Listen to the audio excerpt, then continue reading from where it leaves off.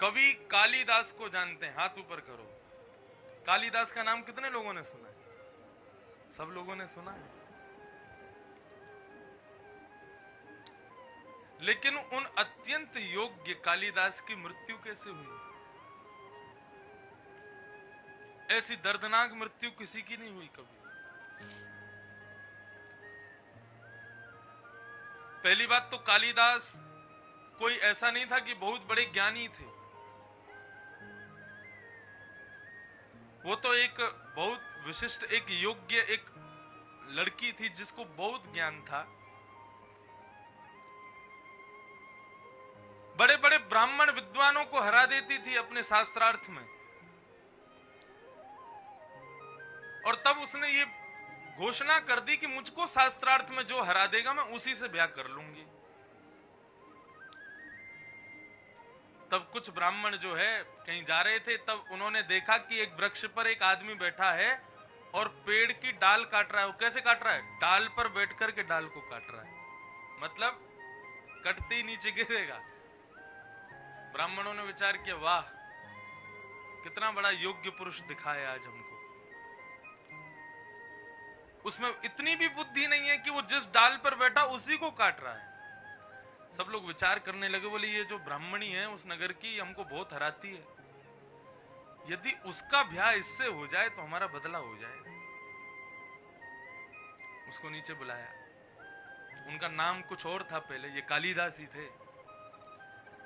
उसको बोला तेरे को ब्याह करना है? बोले हाँ करना है। तो बोले चल हम तेरे को लेके चल रहे हैं, बस हमारे इशारे देखता रही हो और तेरा ब्याह हम करा दें एक कन्या से जाके।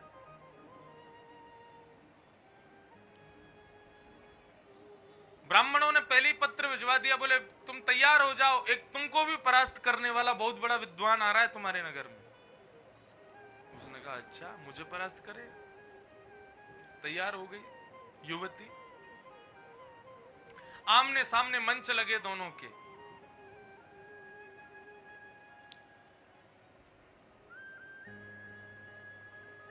और मंच में जैसे ही बैठे हैं दोनों, तो बोले कि हमारे जो महाराज जी हैं, ब्राह्मण बोले सब कालिदास को देख के, बोले हमारे महाराज जी जो हैं वो निर्वाक रूप से शास्त्रार्थ करते हैं, मतलब बोलेंगे नहीं, बिना बोले इशारों से ही शास्त्रार्थ करेंगे।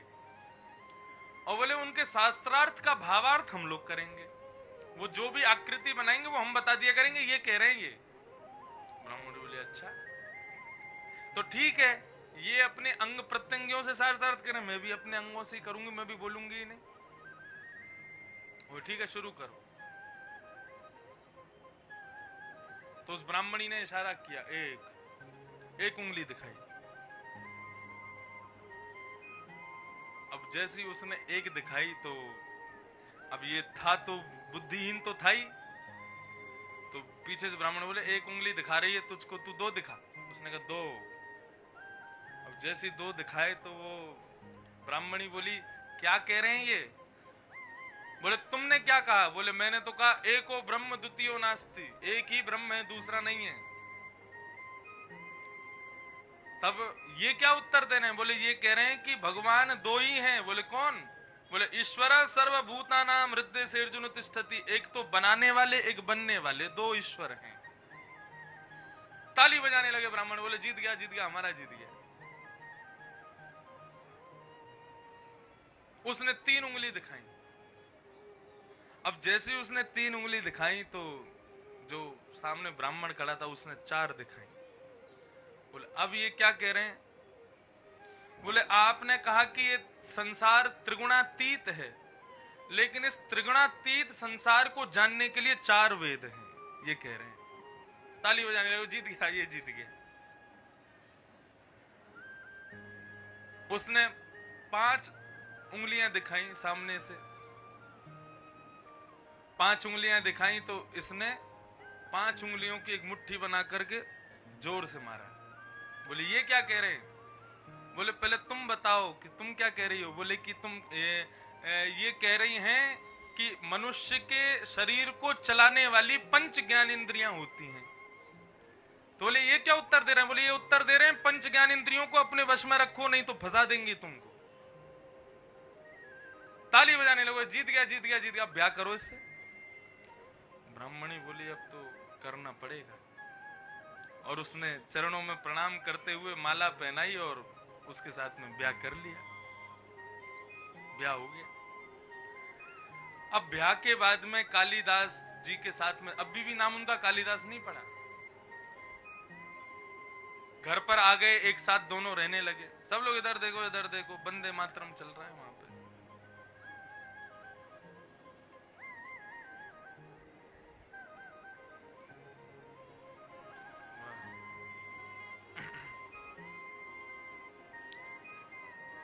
इसमें तो खड़े नहीं होते ना, हैं?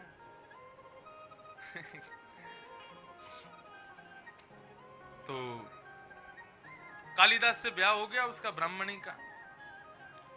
अब ब्राह्मणी घर ले आई कालिदास को, अब अपने घर पे रहने लगी। बोली मेरा इतना बड़े विद्वान के साथ ब्याह हुआ, बताओ बिना बोले मुझे शास्त्रार्थ में हरा दिया। छत पे दोनों घूमने के लिए जाने लगे, तो जैसे ही वो युवती छत की ओर बढ़ने लगी तो पीछे से कालिदास को थोड़ी जल्दी हुई, तो उन्होंने संस्कृत का एक शब्द बोला, सर्प सर्प सर्प। सर्प मतलब जल्दी करो जल्दी करो जल्दी करो। लेकिन कोई योग्य संस्कृत का विद्वान सर्प शब्द का प्रयोग नहीं करता। वो समझ गए, बोले कि इसके स्पष्टीकरण से भी पता चल रहा है कि ये संस्कृत का योग्य तो है नहीं, ब्राह्मणों ने मुझे फंसा दिया। और एक दो वार्तालाप उन दोनों के बीच में हुई तो वो समझ गए, ओ हो ये तो किसी मुझसे बदला लेने के लिए इन लोगों ने मूर्ख से ब्याह करा दिया मेरा। तो उस युवती ने ऊपर छत से धक्का दे दिया कालिदास को। अब वो जैसे ही नीचे गिरे तो नीचे था काली मैया का मंदिर, और काली मैया के मंदिर के सामने कालिदास गिरे और उनकी जीभ का अग्रभाग उनके दोनों दांतों के बीच में कट गया, और वो कट करके काली के चरणों में गिर गया। काली मैया प्रकट हो गई, और प्रकट होकर के उन्होंने हाथ फेरा, संपूर्ण ज्ञान कालिदास को हो गया। तब उनका नाम पड़ा कालिदास। और इतने विद्वान इतने विद्वान इतने विद्वान हो गए कि उनको ऐसा बोध कि किसी किताब को देख लें, बस किताब एक बार देखने की आवश्यकता पूरी कंठस्थ हो जाती थी। इतना बोध उनको हो गया काली मैया की कृपा से। बड़ी बड़ी टीकाएं, बड़ी बड़ी किताबें लिखी उन्होंने, लेकिन अंत बहुत खराब हुआ है कालिदास का।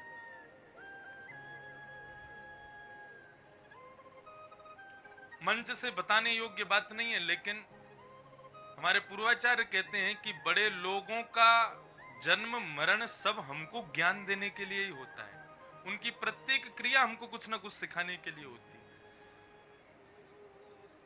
कालिदास ने काली मैया के उपासक थे, तो उनके स्वरूप का वर्णन करते हुए एक उन्होंने रचना की।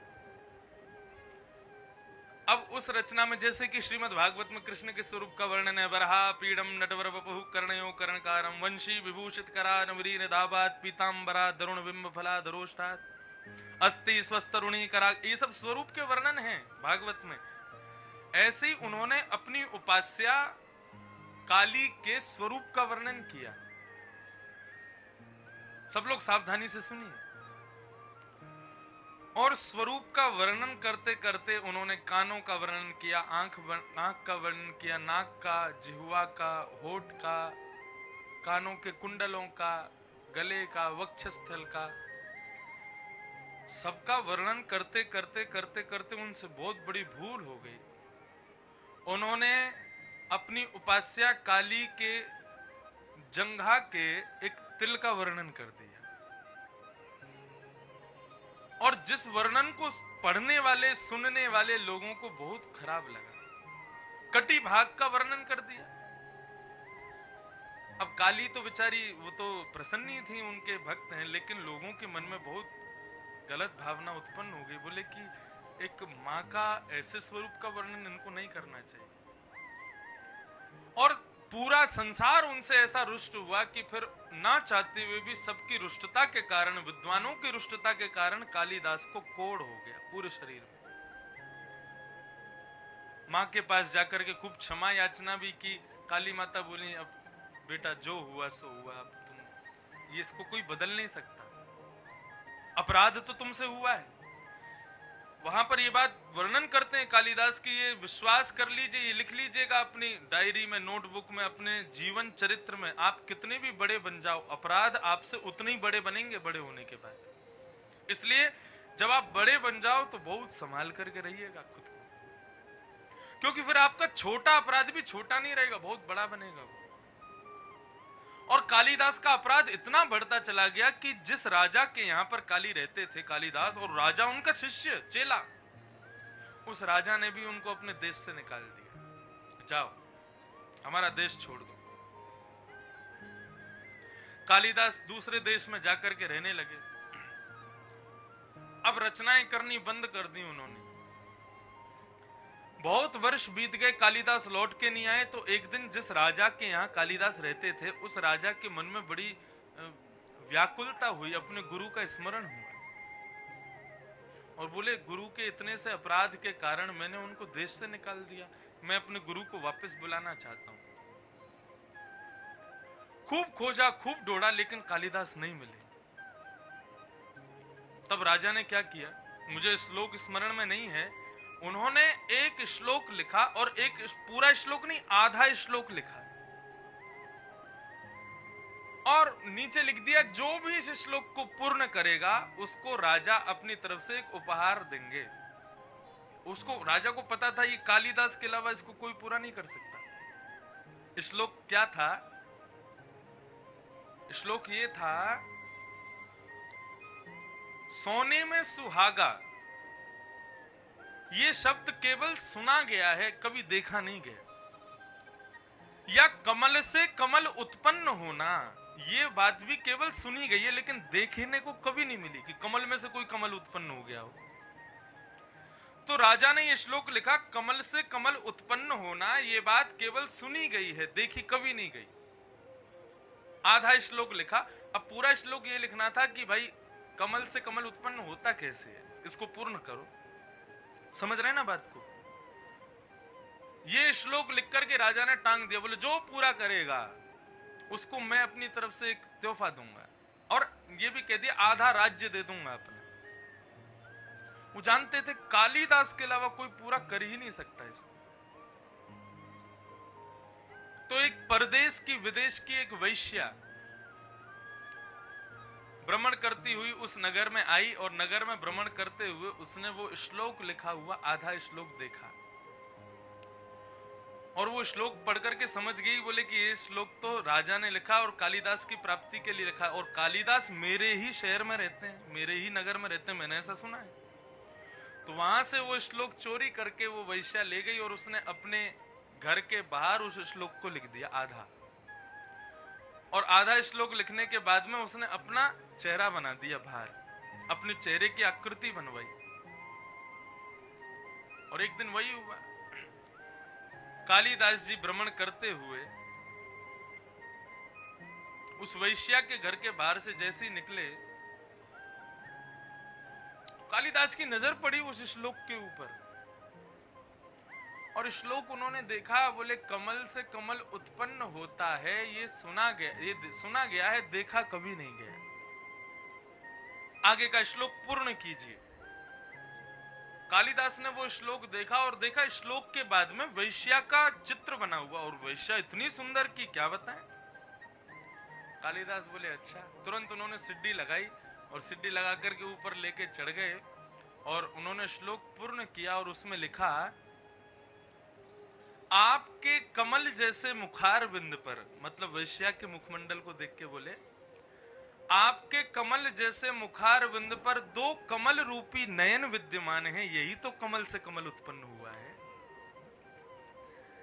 आप कहते सुना गया, मैंने तो आज देख भी लिया, आपके कमल रूपी मुखार बिंद पर दो कमल नयन विराज रहे हैं। या फिर उन्होंने ऐसा कहा हो कि भगवान के श्री कमल मुख पर दो कमल नयन विराजते हैं, ये कमल से कमल उत्पन्न होना ही तो है।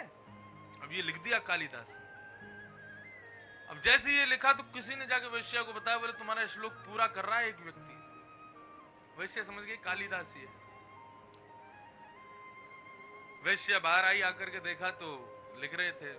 उसने चरणों में प्रणाम किया, बोले महाराज आपकी दिव्यता, आपकी प्रबलता, आपकी विद्वत्ता को प्रणाम करते हैं। कालिदास बोले जी आप आएंगे थोड़ा घर में विराजेंगे हमारे?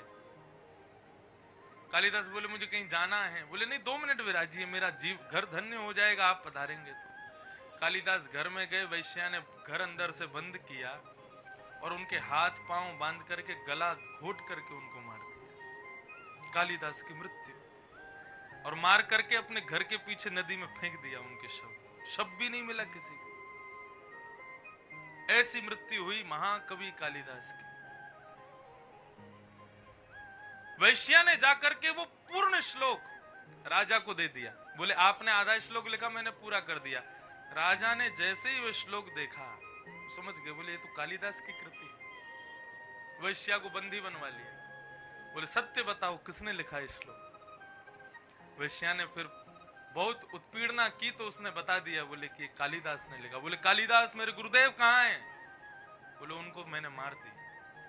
आपने लिखा था आप बहुत धन देंगे, आदि संपत्ति देंगे, इस प्रलोभन में मैंने श्लोक आपको दे दिया, लेकिन कालिदास जिन्होंने ये श्लोक किया उनको मैंने ही मार दिया।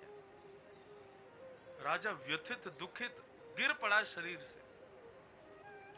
एक संत के पास गया और रुदन करने लगा। बोले इतना बड़ा कवि, काली की इतनी बड़ी कृपा उसके ऊपर, पूरे विश्व में प्रसिद्ध, एक अपराध करने की वजह से कोढ़ हो गया, लेकिन मृत्यु तो कम से कम अच्छी होती।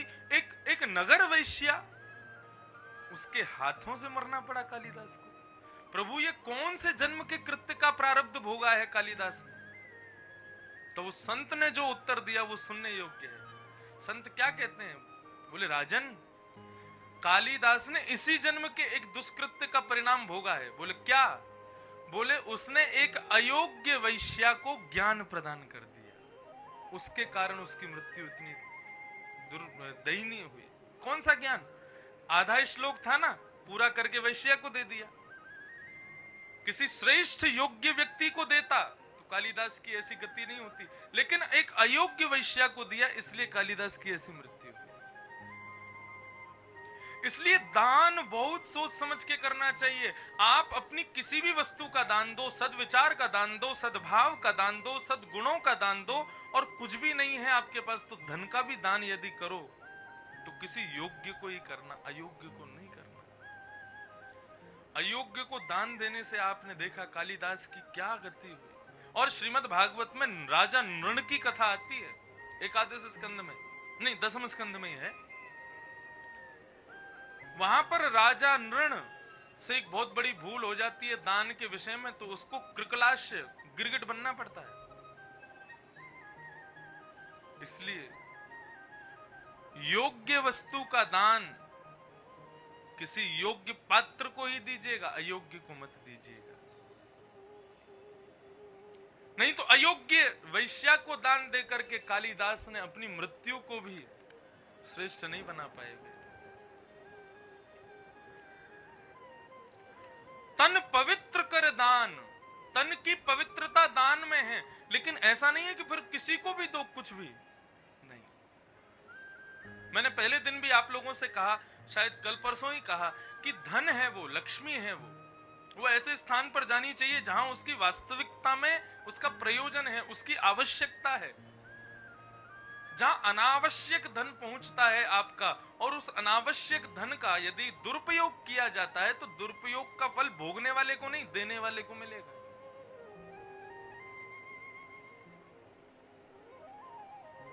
और ऐसा भी वर्णन है, कोई बहुत ज्यादा जरूरतमंद है और उसको आप उसकी योग्यता के अनुसार नहीं देते हो।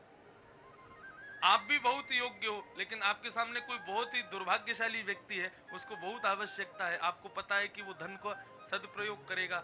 ऐसी जगह पर आप आकर के बिल्कुल अपनी योग्यता से कम नीचे उतर करके उसको धन देते हो, ऐसे स्थान पर भी लक्ष्मी रुष्ट होती है। तो ये दान का विषय, इस पर तो कम से कम 3-4 दिन प्रवचन होने चाहिए। आजकल मानव भूल चुका है दान कहां करना चाहिए। और सबसे बड़ी बात मैं कह दूं, इस बात को कोई संकोच ना करूं, आजकल सबसे ज्यादा दान लेने का जो स्थान बन गया वो है भागवत का मंच।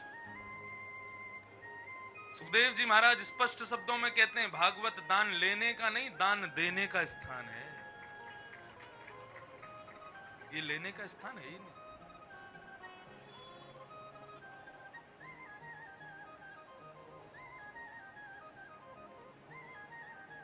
सुखदेव जी ने परीक्षित से कभी भी नहीं कहा होगा तुम मेरा तिलक करो, मुझे इतना दो, मुझे ये दो, मुझे वो करो, ये करो। अपनी योग्यता से बिना किसी को बताए आप जो करो वो उचित है। लेकिन भागवत के मंच का प्रयोग जहां दान के लिए होता है, देख करके बहुत कष्ट होता है हृदय को।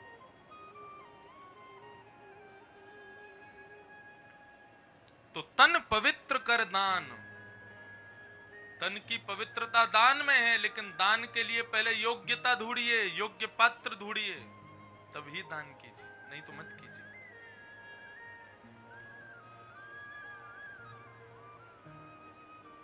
मन पवित्र हरि भजन सो, मन की पवित्रता किसमें है? भगवान के भजन में, भगवान के कीर्तन में, भगवान की कथा में। अति सुख कहां मिलता है मनुष्य को? अति शांति कहां मिलती है? कथा में मिलती है। भगवान गीता जी में एक बात कहते हैं कि मानव को सुख की इच्छा नहीं है। अतिशय सुख भी दुख देता है, मानव को शांति की इच्छा है। और आप सबसे ज्यादा शांत यदि कहीं रह रहे हैं तो वो कथा में आके ही रह रहे हैं, बिल्कुल नहीं बोलते, बिल्कुल शांत बैठे हैं, बैठ करके श्रवण कर रहे हैं। इस शांति से ही आपको सुख आनंद की अनुभूति होती है। तो मन की पवित्रता किसमें? मन को शांति किसमें? मन की सहजता किसमें? मन पवित्र हरि भजन सो, हरि के भजन में मन की पवित्रता। होत त्रिविध कल्याण, ये 3 प्रकार का कल्याण हमारे शास्त्रों में बताया गया। तो नंद बाबा के यहां पर भगवान श्री कृष्ण का प्रादुर्भाव हुआ है। ठाकुर जी धीरे धीरे 7 दिन के हो गए। आज जैसे 7 दिन के हुए तो यहां महाराज कंस ने पूतना को भेजा कि पूतना जाओ और जाकर के मेरे शत्रु कृष्ण को मार दो। पूतना ने अपना रूप बदला, अपने पयोधर में उसने विष का लेपन किया और 1 महीने के भीतर भीतर जितने भी बालकों ने जन्म लिया सबके घर जाती है, सबको घर जाकर के अपना विषपान कराती है, स्तनपान कराती है और सबको मार देती है। बंधुओं, आज कुछ नई बात बताएंगे आपको पूतना के सुंदर प्रसंग में, सावधानी से सुनिएगा।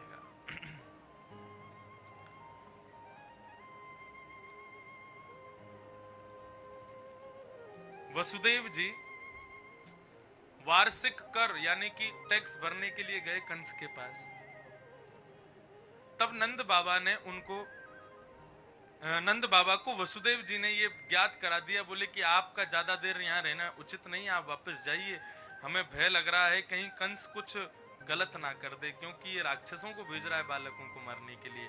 आपके घर में भी अभी अभी बालक भयो है और वो बालक भी हमारो ही है, तो आप उसका ख्याल रखें। नंद बाबा वापस लौट आए। इतने में ही पूरे विश्व में भ्रमण करती हुई, ब्रजमंडल में भ्रमण करती हुई, बालकों को मारती हुई, लक्ष्मी स्वरूप धारण करके पूतना का आगमन हुआ ब्रज में। पूतना ने जैसे ही देखा अबीर गुलाल के महाराज बादल पूरे रंग बिरंगे हो रहे हैं, बोले जरूर कृष्ण का जन्म यहीं कहीं हुआ है।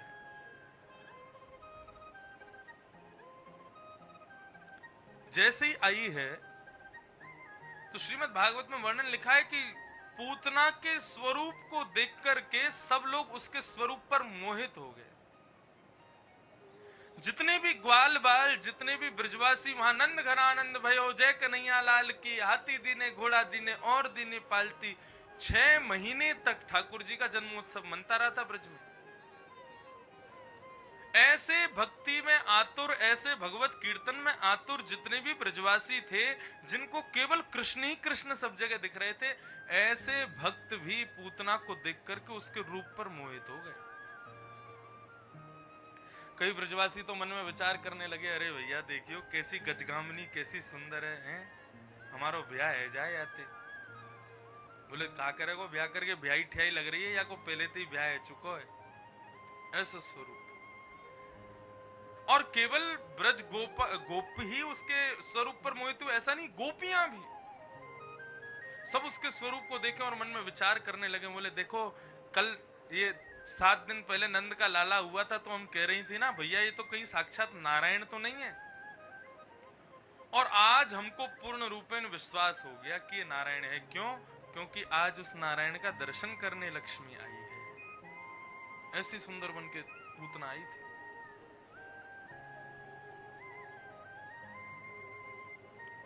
गोप गोपांगनाएं मोहित हो गए, चलो ठीक है।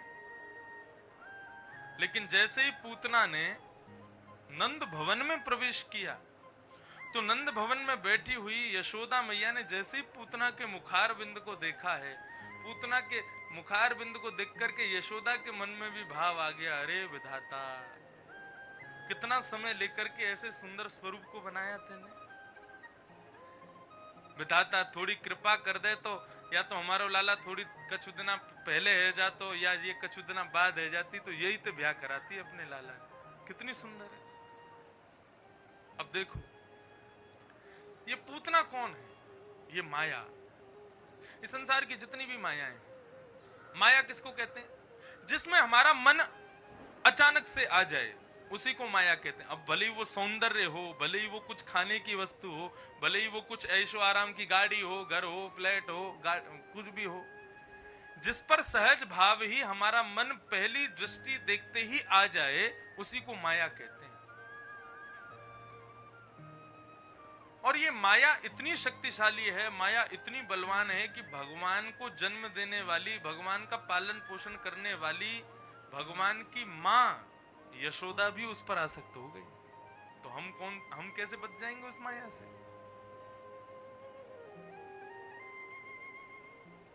बहुत सावधानी से सुनिए, ये एक भक्त के लिए बहुत श्रेष्ठ बात है पूतना का चरित्र। माया कितने भी रूप धारण करके आ सकती है आपको मोहित करने के लिए। तो यहाँ पर परीक्षित जी से सुखदेव जी कह रहे हैं, जब भगवान को जन्म देने वाली मां माया पे मोहित हो सकती है तो हम नहीं होंगे? हम भी हो सकते हैं। इसलिए परीक्षित माया के जाल से बचने के लिए बहुत प्रयत्न करने पड़ते हैं।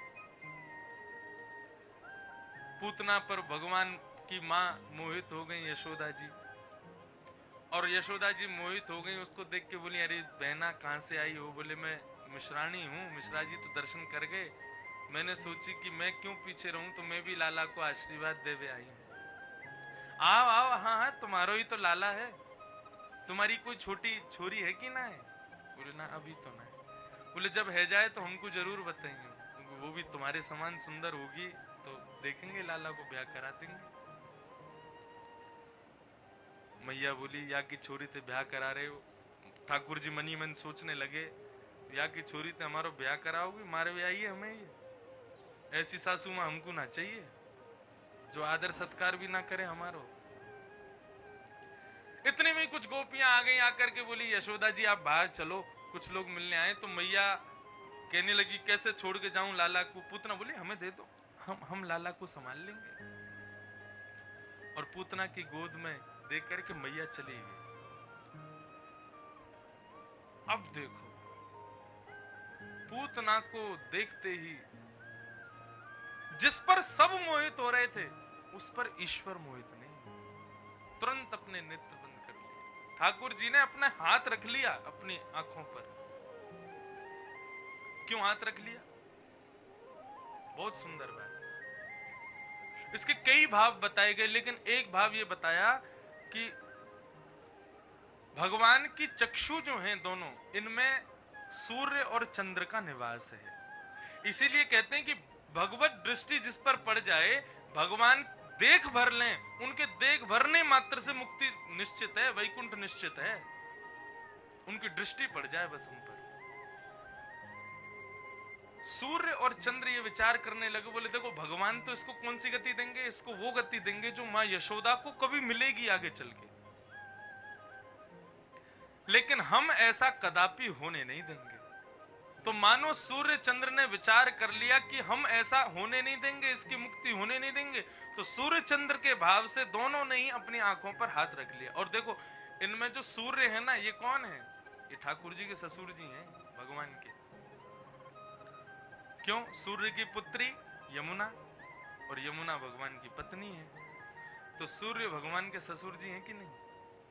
तो सूर्य ने मन में विचार किया, बोले हमारे जामाता को मारने आई है ये, हमारे दामाद को मारने आई है ये, बोले हमारी बेटी के सुहाग का हरण करने आई है ये, ऐसी को तो मारेंगे तो सही भगवान, लेकिन उसको देख करके इसका कल्याण नहीं होने देंगे। मैंने एक दिन कथा में कल या परसों ही शायद ये प्रसंग सुनाया होगा कि वो राम सीता जी का दुराग्रह करने वाला वो व्यक्ति, उसको वैकुंठ ने भी प्रवेश नहीं दिया। बंधुओं, भगवान हम पर कृपा कर दें तो ही वैकुंठ मिलेगा। यदि हमसे इतना भी अपराध हो गया तो ये सब देवी देवता खड़े रहते हैं वैकुंठ के बाहर, उस अपराध के कारण वैकुंठ में प्रवेश नहीं करने देते। वैकुंठ ऐसे थोड़ी प्रवेश करा देगा। तो पूतना का उद्धार तो ठाकुर जी करेंगे, लेकिन हम इसको देखने नहीं देंगे। यदि ठाकुर जी ने अपने नेत्रों से देख लिया तो इसको वैकुंठ मिलेगा, हम इसको वैकुंठ जाने नहीं देंगे। इसलिए ठाकुर जी के दोनों नेत्रों ने अपने आप को बंद कर लिया।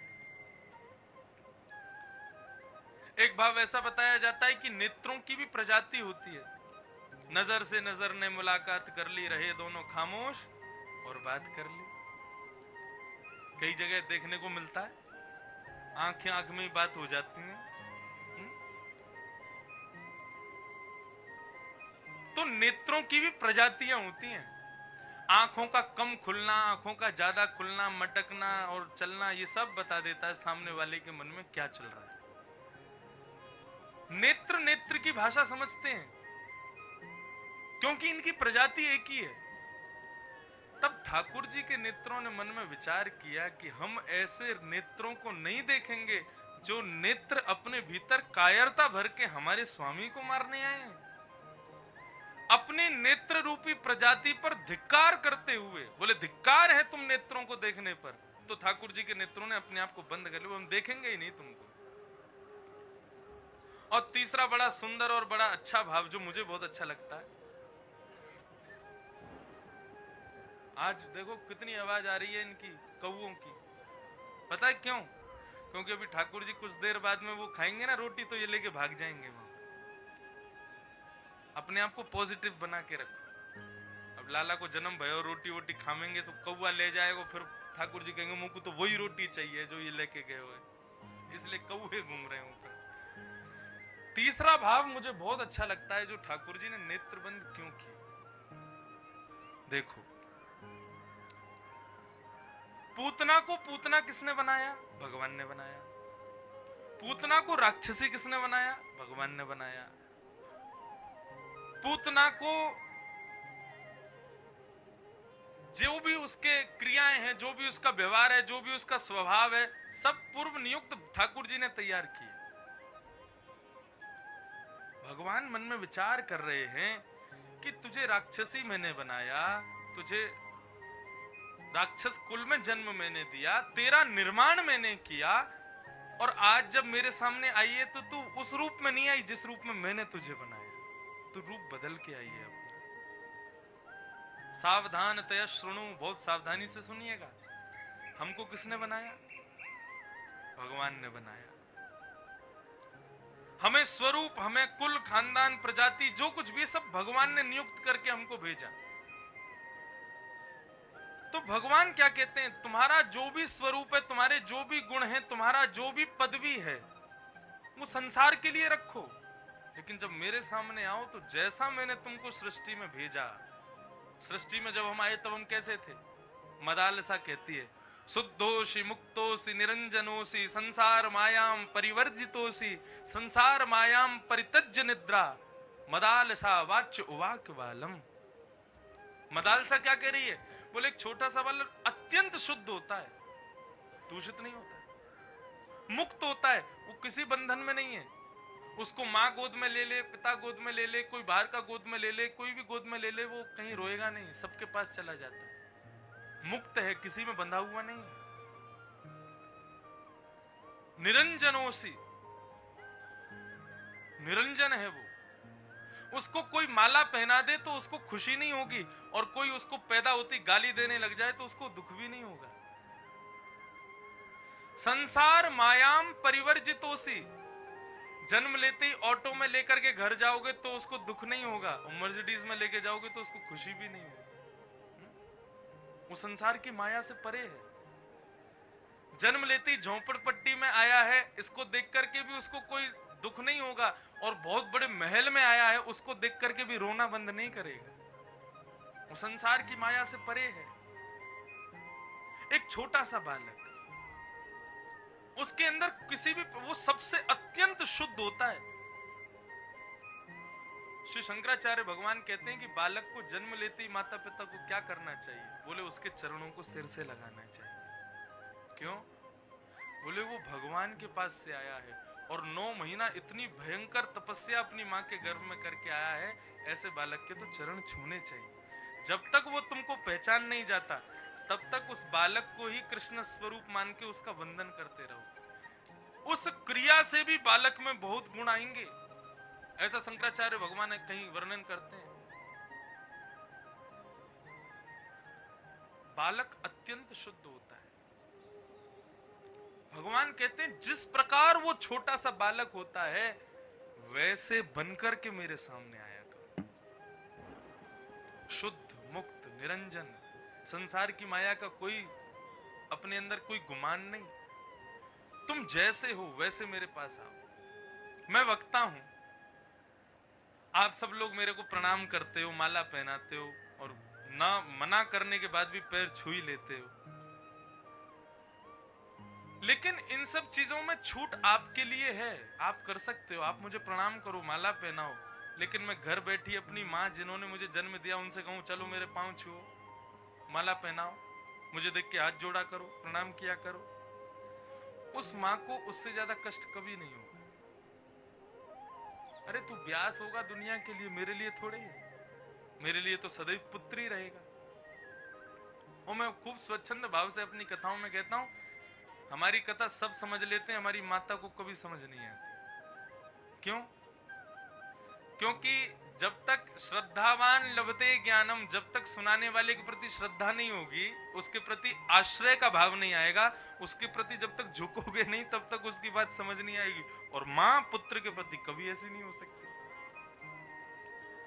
वो कथा में यही देखती रहेंगी, तेरे बाल ऐसे आ रहे थे, चोटी खुल रही थी, कपड़े ऐसे पहने थे, ऐसे बैठा था, और माला यूं डाल दी थी, और तेरी आवाज कभी तेज आ रही थी, कम आ रही थी, और आज तेरे गाल मोटे लग रहे थे।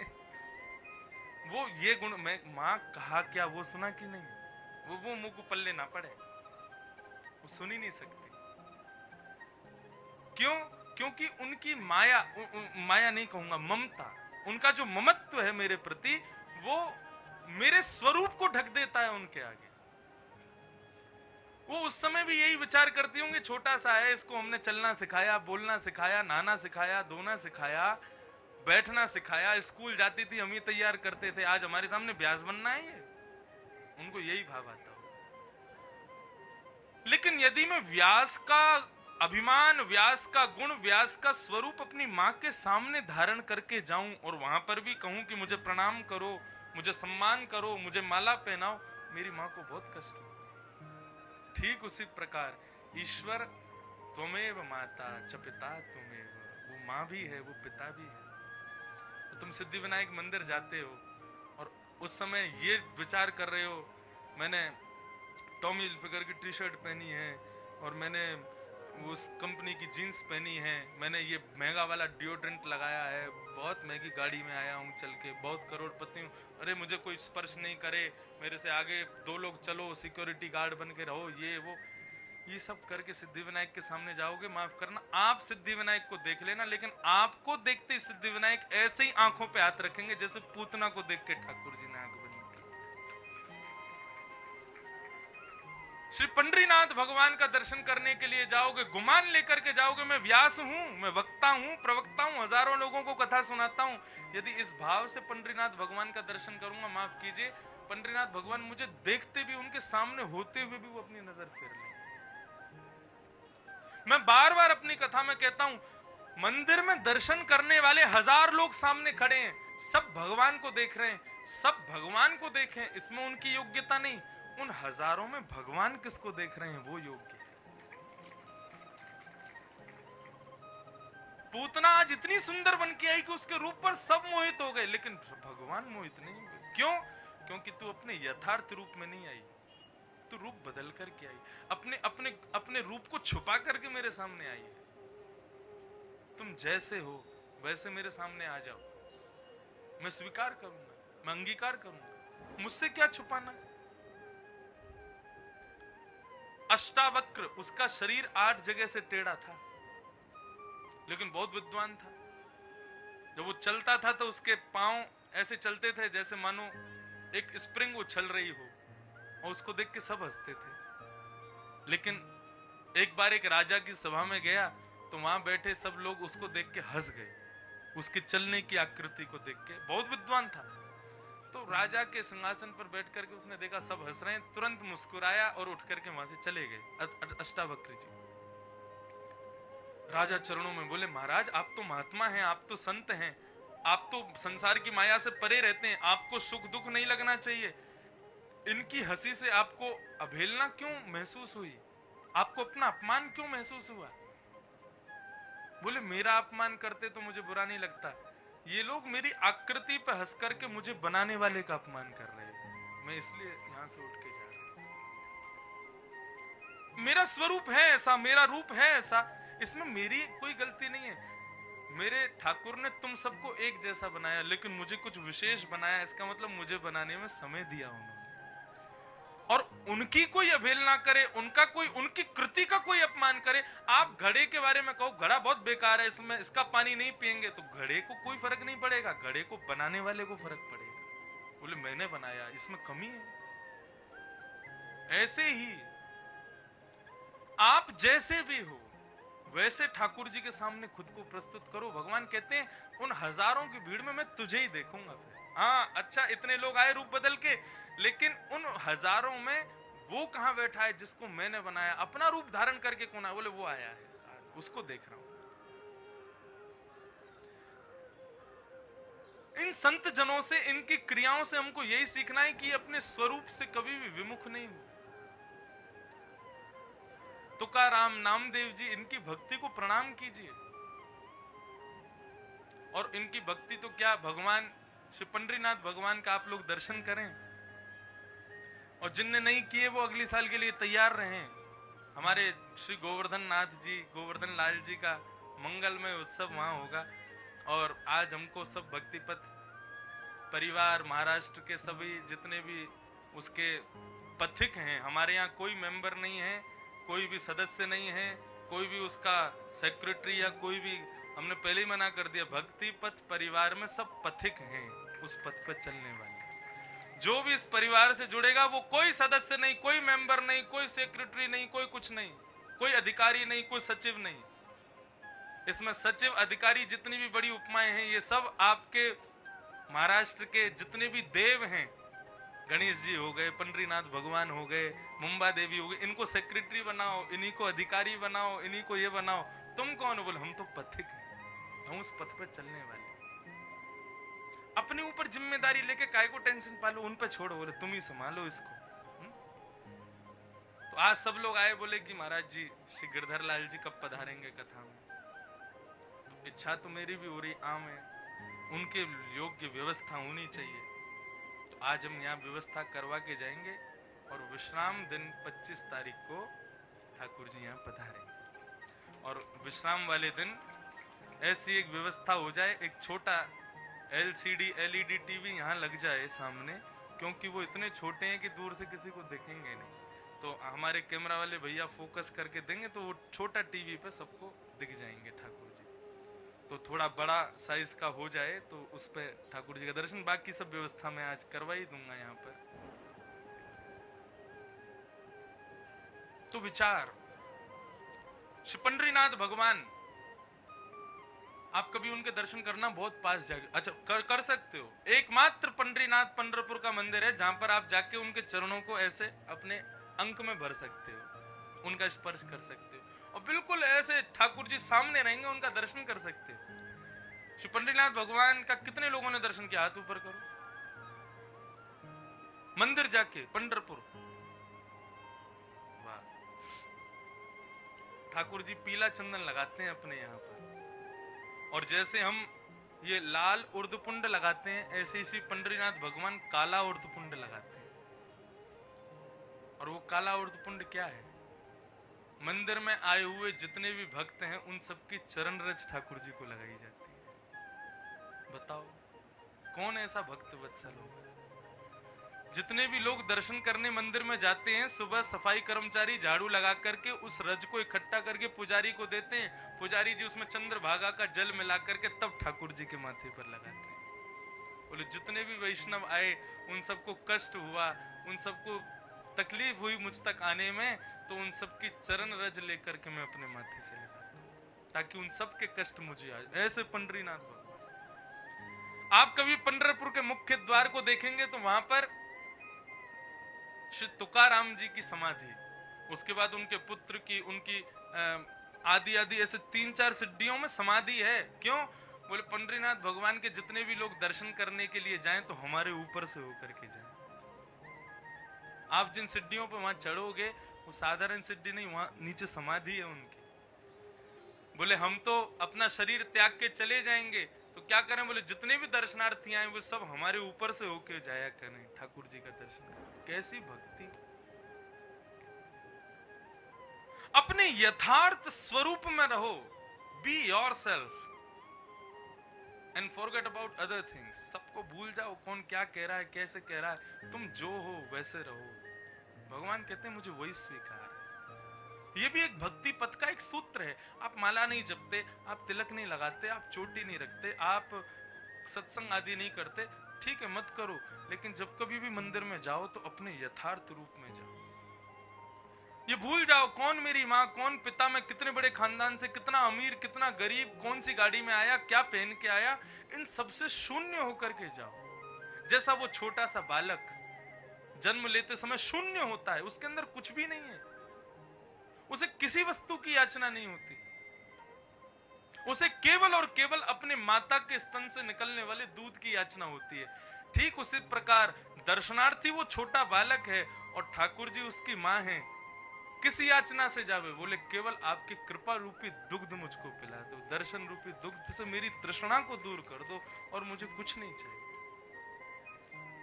भगवान ने रावण को भी देखा, हिरण्यकश्यप को मारने के लिए भगवान नृसिंह रूप बन के आए, हिरण्यकश्यप को भी देखा, बड़े से बड़े राक्षसों को भगवान ने देखा, तो फिर पूतना में क्या कमी थी? क्यों नहीं देखा? बोले क्योंकि रूप बदल के आई, अपने यथार्थ रूप में नहीं आई। ये रूप ना दिखा करके भगवान हम सब पथिकों को सचेत कर रहे हैं। बोले सचेत, यदि तुम भी रूप बदल के मेरे सामने आए हो, मैं यहां पर कोई बाहरी मेकअप की बात नहीं कर रहा हूं, यहां पर आंतरिक स्वरूप की बात हो रही है। अपने अंतर हृदय से शून्य बन करके जाओ। अपनी पदवियों को, अपने स्वरूप को, अपने मान गुमान सबको भले ही 10 मिनट के लिए दर्शन कर रहे हो, उतनी देर के लिए छोड़ दो।